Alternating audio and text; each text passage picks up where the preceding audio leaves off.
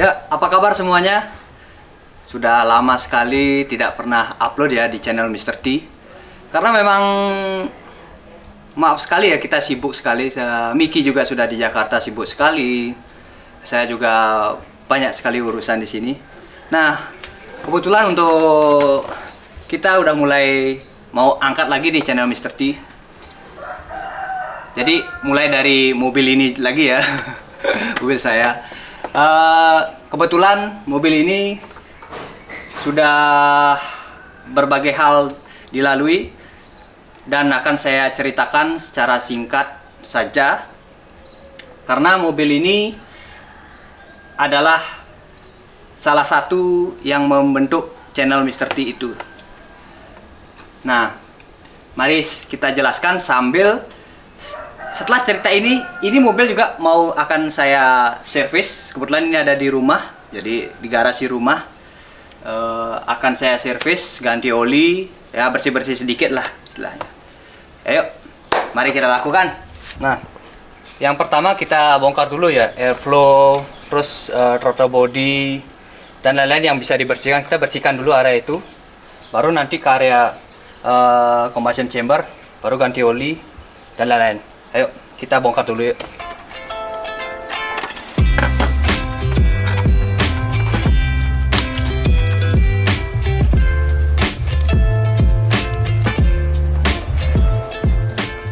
Nah, buat teman-teman,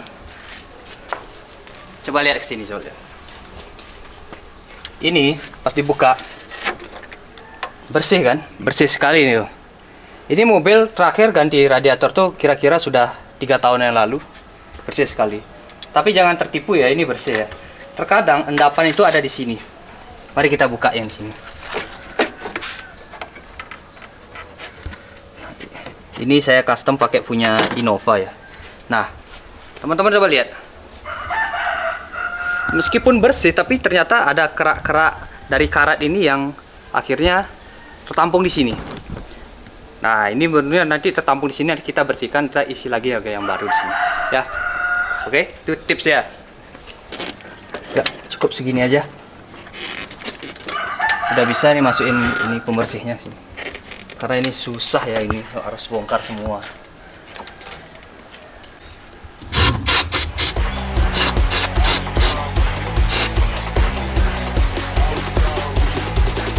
Oke, sambil kita kerjakan, balik lagi saya mau cerita. Ini mobil terakhir balap itu 2022. Jadi acara Bali Drift Prix. Kebetulan jurinya Amandio juga. Nah, tapi saya ada video nanti ditampilkan. Tapi nggak sempat vlog karena kita serba mepet pada saat itu. Jadi nggak siap. Ya, syukur-syukur mobil ini dapat podium 2 di semua kelas ya. Nah, itu adalah momen-momen mobil ini terakhir di balap pada saat tahun itu.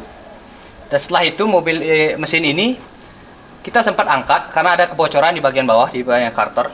Tapi perubahan enggak terlalu ada yang terlalu besar ya. Cuma kita perbaiki bagian karter, sama ya servis-servis, ganti oli dan lain-lain dah. Mesin taruh lagi. Itu saja. Jadi sudah terhitung 3 tahun mobil ini businya tidak pernah diganti, oli tetap diganti. Jadi hanya bersih-bersihkan saja dan mesin ini sehat, tidak pernah terjadi hal-hal yang aneh. Karena juga powernya nggak terlalu besar ya. Saya memang setting ya cukup segituan aja. Nah, pada saat event itu sebenarnya mesin ini juga udah dibandingin kompetitor lain sudah sangat-sangat jauh ya. Yang lain itu udah powernya udah di atas, sedangkan ini mungkin faktor keberuntungan juga saya dapat P2 pada saat itu.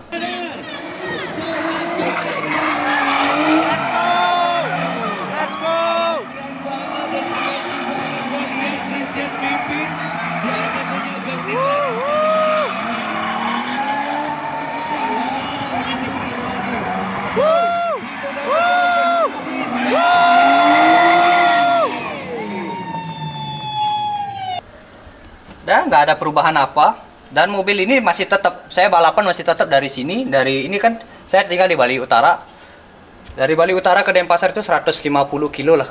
Mungkin bolak-balik bisa lebih dari itu. Mobil ini saya pakai ke Denpasar, jalan sampai sana balap, terus subuhnya pulang lagi. Tidak pernah ada kendala aneh. Yuk kita lanjutkan lagi yuk.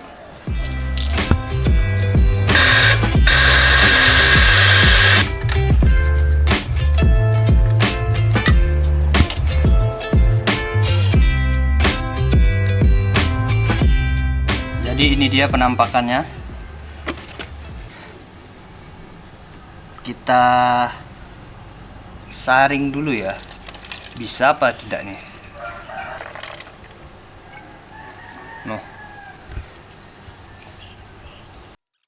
Ini karatnya di sini semua mengendap. Akan kita cuci.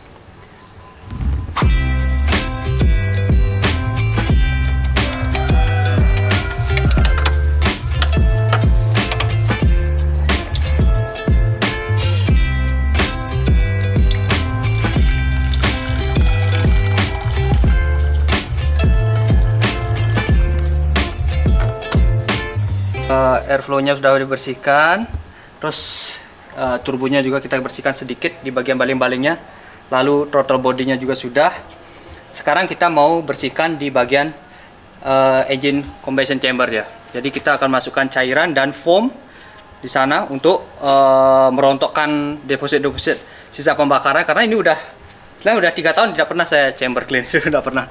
Jadi kita akan tahu berapa nanti jumlah kotorannya nanti gimana, apakah masih bersih, apakah memang sudah kotor. Mari kita lakukan.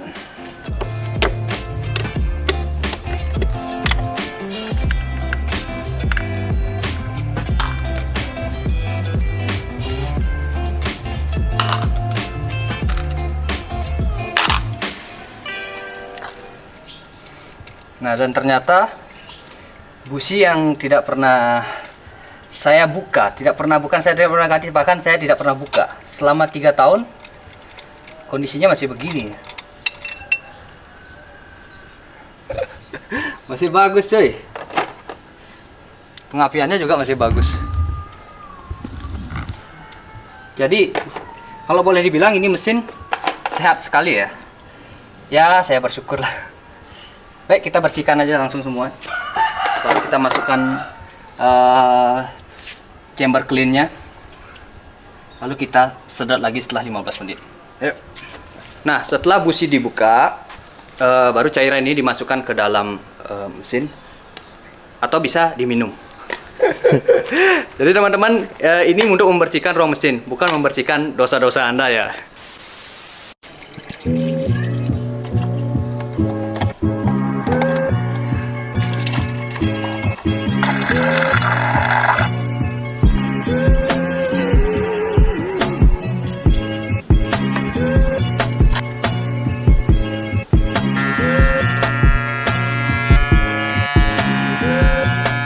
Jadi ini baru silinder 1 ya. Segini bro, 3 tahun tidak pernah dibersihkan.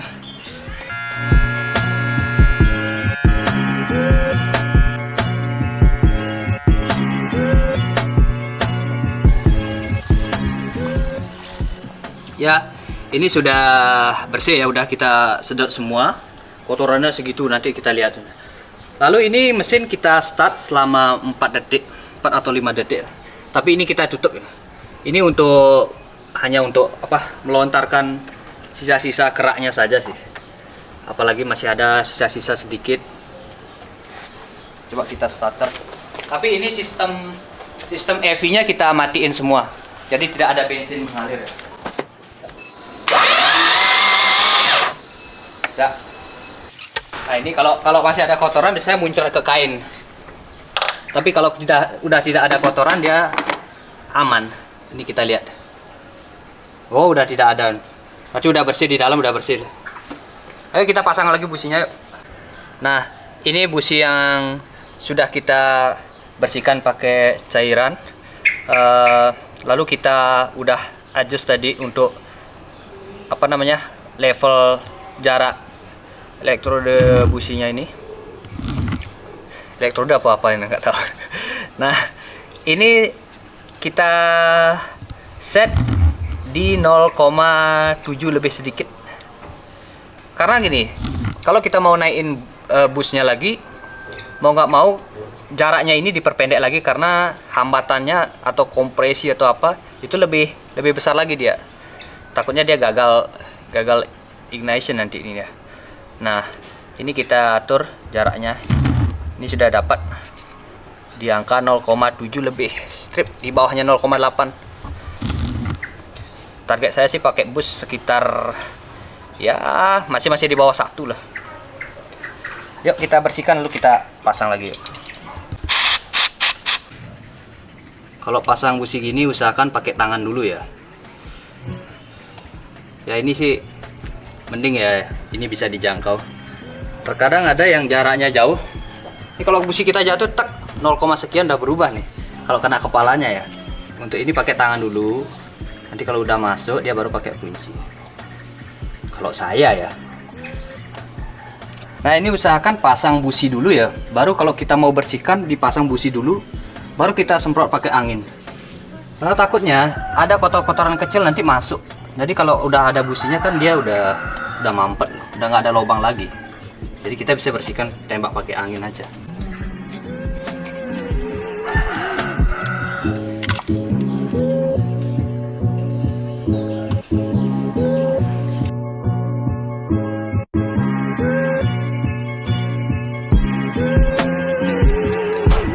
Nah, setiap pergantian oli jangan lupa filter oli juga diganti ya, murah kok. Nah ini mesin RB kebetulan pakainya Daihatsu karena kan apa, ini kan pakai oil cooler, jadi oil coolernya tuh pakai plat adaptor. Nah kebetulan dapatnya itu plat adaptor nih yang kecil, jadi kalau punya aslinya RB itu kan besar ya, otomatis lewat dia. Nah ini yang pas, sebenarnya ada yang lebih gede tapi ini lebih murah coy. Yuk kita pasang yuk.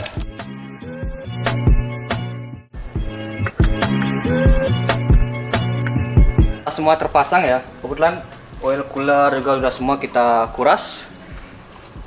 Oil filter sudah terpasang, bautnya juga sudah kita cek, sudah terpasang, sudah kita kencangkan. Jangan lupa bautnya itu. Lalu kita akan masukkan olinya. Nah ini dia oli yang akan kita pakai. Kebetulan kenapa pakai oli ini ya, menurutku karena ini bisa di scan ya, jadi keasliannya yang penting oli itu asli dan speknya juga yang sesuai lah. Nah ini kebetulan kebanyakan orang makainya yang 1060 1050, tapi kan harganya mahal. Sebelumnya pernah juga pakai 1040, tetapi untuk kali ini saya pakai yang 5W. Karena kalau 5W kan lebih encer. Kalau 10W, ya, kalau nilainya ini lebih gede berarti lebih kental dia. Nah, karena mobil ini terkadang saya tinggal ke kota, kadang 3 hari, 5 hari baru balik lagi, baru di start lagi. Jadi kehausan mesin itu paling sering terjadi pada saat start awal. Karena pelumas itu kan ada waktunya. Jadi dia begitu naik, nanti mobil itu diam, mobil itu dingin, lama-kelamaan dia akan turun. Pelumas itu akan turun. Nah, kalau pelumas yang kurang baik, dia akan lebih cepat lagi turunnya. Begitu pelumas itu turun, begitu kita start, nah otomatis jadi benda-benda metal di dalam konstruksi mesin itu akan bergesekan tanpa adanya pelumasan. Istilahnya masih kering lah, pelumasnya belum naik. Jadi itulah penyebab awal paling sering terjadi kehausan mesin, itulah terjadinya. Plug, karena oil itu perlu waktu untuk naik dia. Nah, kalau lebih cair lebih cepat naik. Cuman katanya penguapannya lebih gede kalau oli itu semakin cair, dan juga tingkat kekentalan juga mengaruh ke oil pressure. Karena kan logikanya kalau semakin kental semakin kuat juga oil pressure-nya ya. Nah, berhubung RB ini suka dengan oil pressure, jadi saya cuma menurunkan dari 5. Sebelumnya 10W40, 10W50, sekarang saya turunkan cuma jadi 5. Kalau 0 nggak berani saya. Ayo, mari kita masukkan olinya.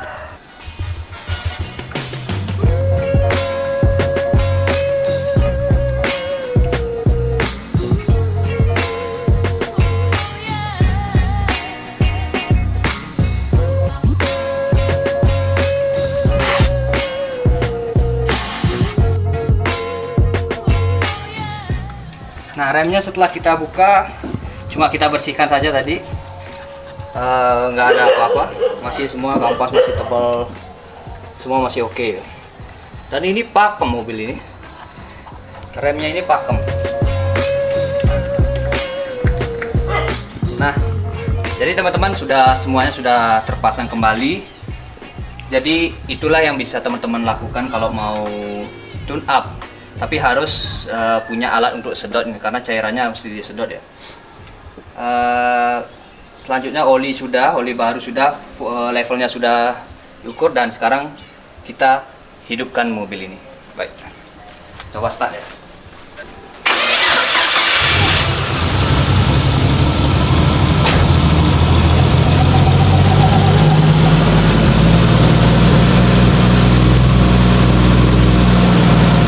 Nah, mobil sudah hidup, kita tunggu dulu sekitar 5 menit agar olinya melumasi seluruh komponen. Lalu kita ukur lagi volume olinya itu seberapa.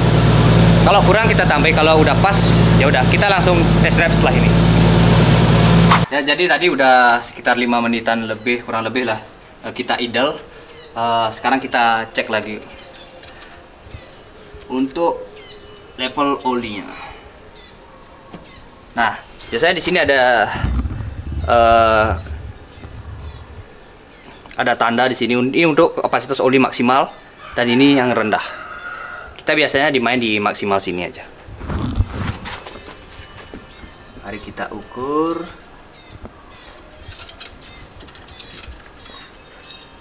Ya. Tuh. Nggak kelihatan ya. Jadi kapasitas olinya itu di sini dia. Ini jejaknya di sini dia. Nggak kelihatan ya kamera. Nah, ini di sini. Jadi dia udah maksimal, udah bagus ini. Mari kita test drive saja mobil ini. Tetapi test drive-nya tidak yang aneh-aneh ya, karena kita tinggal di daerah pedesaan di sini. Banyak anak kecil juga, banyak orang-orang yang udah usia juga. Kita jalan-jalan seperti biasa aja. Ayo, gas.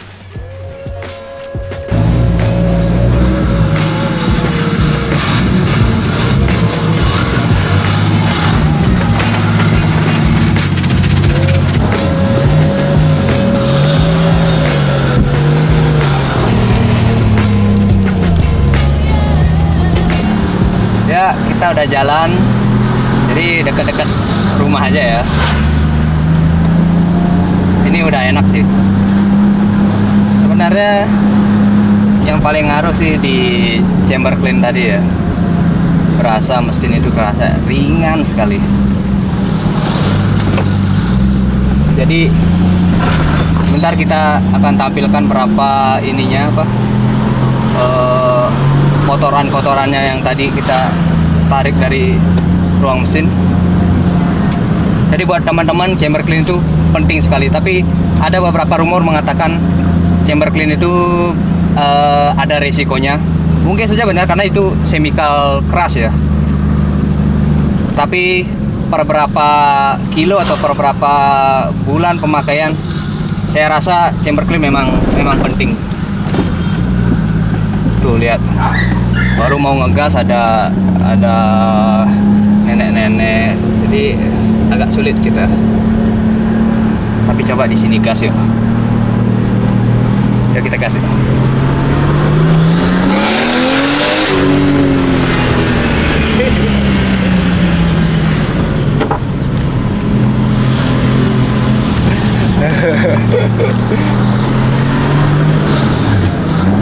Kita cari jalan sawah biar sepi. Kita gas-gas ringan saja.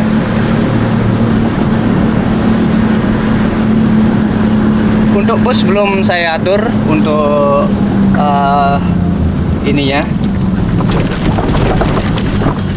Kita masih pakai bus standar 0,5, 0,6. Nanti mungkin akan rencana saya naikin di 0,7, 0,8. Tapi belum tahu ya. Ayo kita gas yuk, lagi yuk. Sepi kayaknya.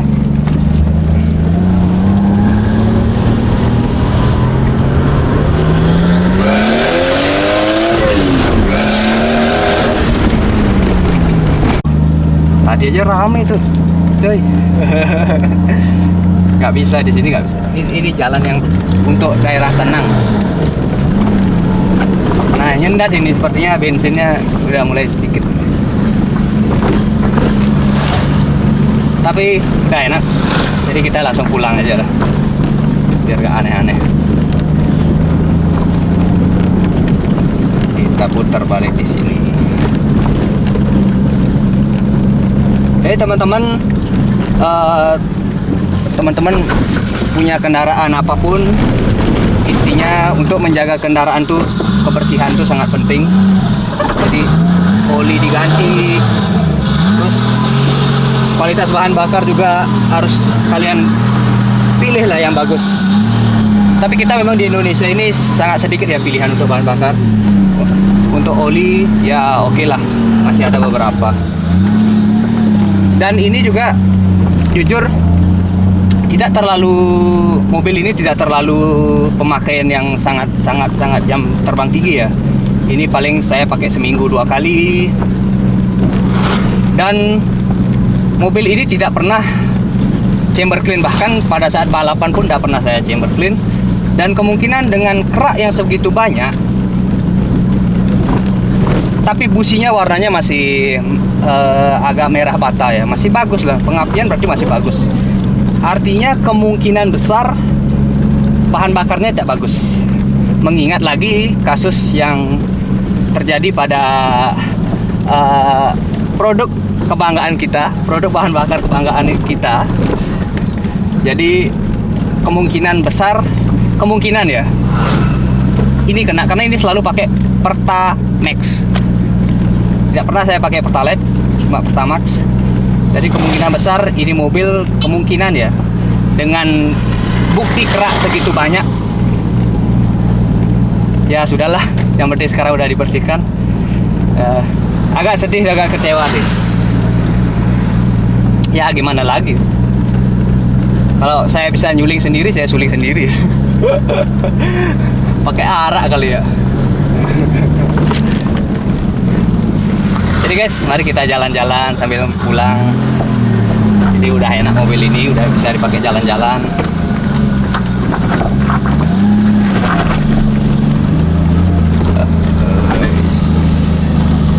Jalannya bagus sekali. Aduh, buat sedan ini sangat bagus.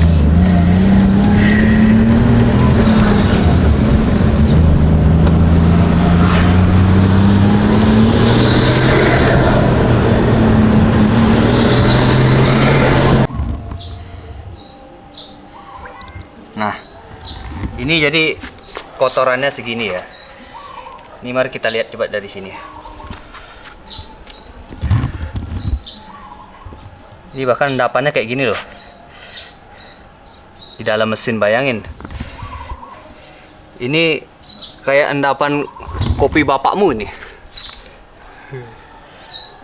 Tuh.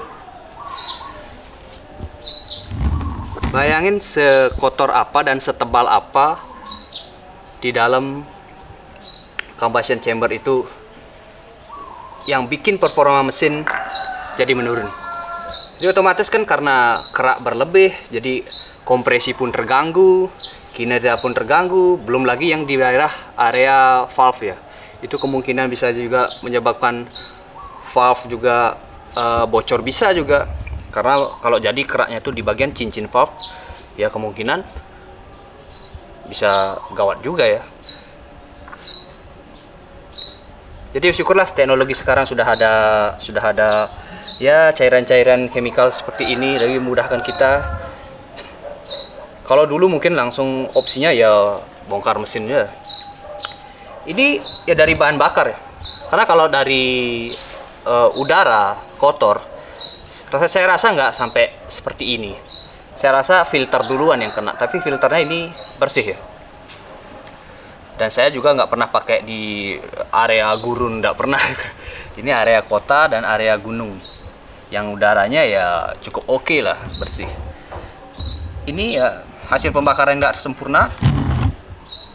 Kalau saya analisa dari pengapian, businya masih bagus, apinya masih gede. Ya mau nggak mau kita tertuju pada bahan bakar kita. Kayak gini. Jadi tolong pilih bahan bakar yang bagus. Sayangnya di Bali cuma ada satu ya, Pertamina aja. Ya semoga dengan ada kasus kemarin yang sekarang bahan bakar sudah lebih bagus lagi.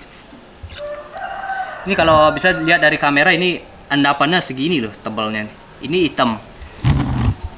Ini cairan hitam. Nah ini endapannya kayak endapan kopi. Ini endapannya itu. Jadi kerak-kerak yang di dalam tuh udah pecah karena kena chemical. Jadi udah rontok semua. Ini kayak serpih-serpihan seperti itu. Seperti kerikil tipis seperti pasir.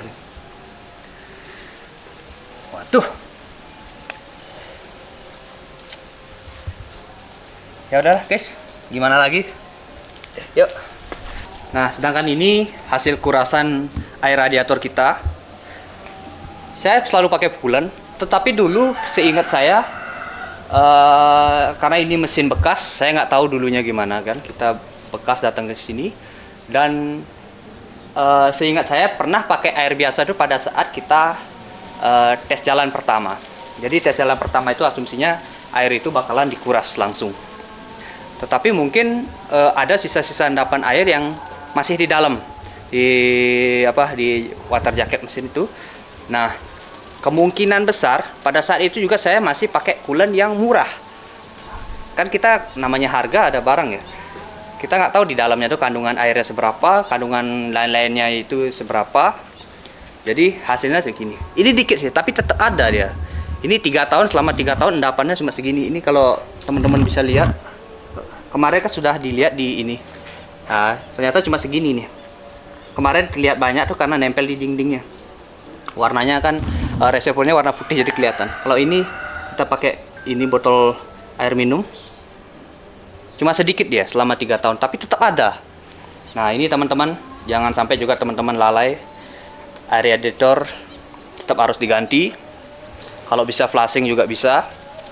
Lebih bagus lagi. Mungkin kalau saya mungkin nanti sekitar 2 tahun saya ganti. Nah ini udah 3 tahun.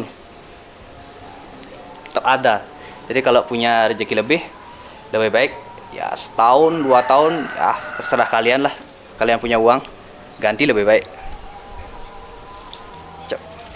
Teman-teman mungkin bingung kan kenapa saya pada saat bersihkan bagian-bagian dari mesin itu memakai dua ini. Ada injector clean dan rotor body cleaner.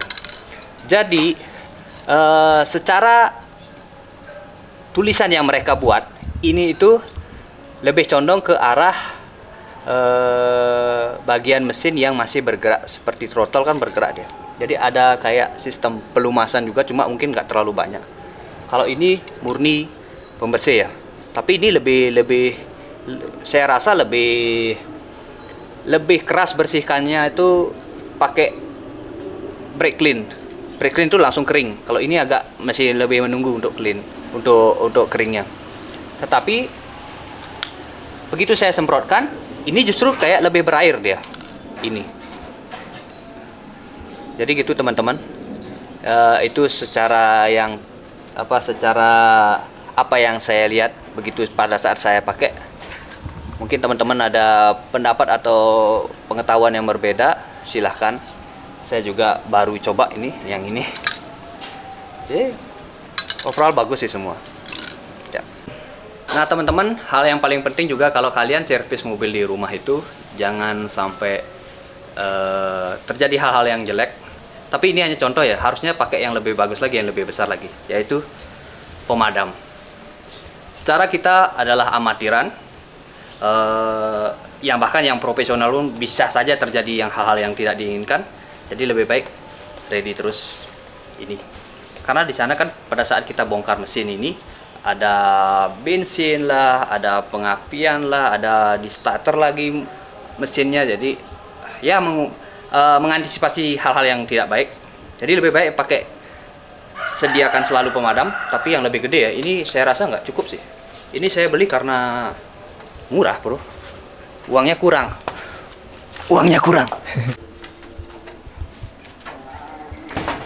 Ya, jadi begitulah aktivitas kita hari ini. Jadi servis kecil-kecilan lah, tune up kecil-kecilan untuk mobil ini. Kondisinya masih bagus, cuma kotor-kotorannya ya agak wow lah sedikit ya, ternyata. Karena performanya sedikit sekali, menurun sedikit sekali. Cuma begitu kita chamber clean, oh ternyata banyak sekali ya. Sampai segitunya saya nggak percaya kualitas bahan bakar kita. Kalau memang itu penyebabnya, saya juga nggak terlalu percaya apakah seburuk itu atau gimana. Nah, overall mesin ini sangat bagus, tidak pernah ada kendala berarti selama saya pakai harian, bahkan balap terus saya pulang lagi sangat jauh. Mesin ini sangat oke. Saya jujur aja cukup puas dengan mesin ini. Tidak terjadi momok-momok yang dimana beredar di masyarakat tentang mesin RB. Semuanya oke, tidak ada kendala, masih bagus. Jadi teman-teman, perawatan mesin itu menurut saya tergantung pada 3 hal. Pelumasan yang baik, bahan bakar yang baik, dengan kaki yang baik. Jadi gitu aja video kita untuk kali ini. Jadi selanjutnya juga Bro Miki di Jakarta sana mungkin ada video-video menarik juga. Jadi kita akan lihat juga apakah Bro Miki akan upload video-video. Jadi pantengin terus channel kita dan video-video kita Mr. T. Ciao.